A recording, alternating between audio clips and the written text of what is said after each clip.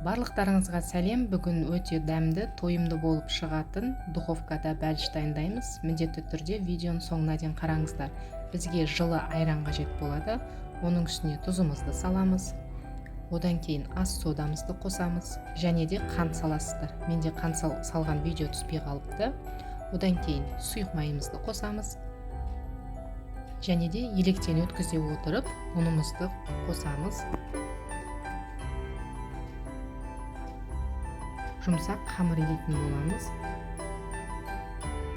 Еленген қамырды 5-10 минутқа тындырып қоясыздар. Оған дейін начинкасын дайындаймыз. Начинкасы менде фарш, картоп және де жуа қостым.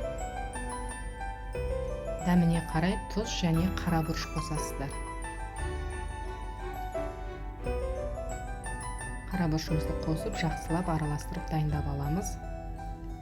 Ендігі кезекте тынған қамырымызды алып, бірнеше бөліктерге бөлесіздер. Мен үлкенірек етіп жасадым. Тым қатты жұқа етіп, тестаны жайып жібермеңіздер. Осылай орташа көлемде жайып аласыздар.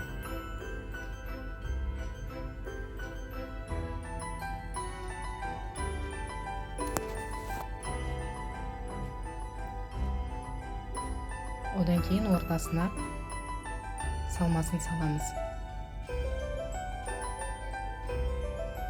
Негізінде кез келген формада дайындасаңыздар болады.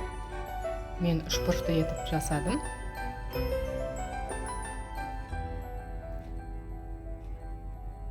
Осылай молырақ қылдырып, салмасын салып, үшбұрышты етіп түйеміз.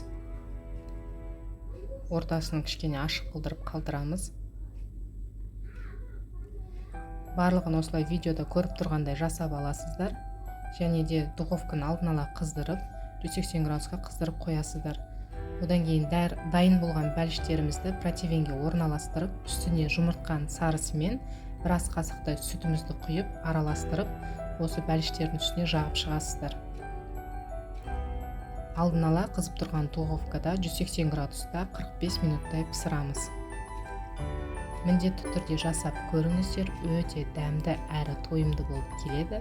Және де каналға тіркеліп, комментарий қалдырып, лайк басуды ұмытпаңыз.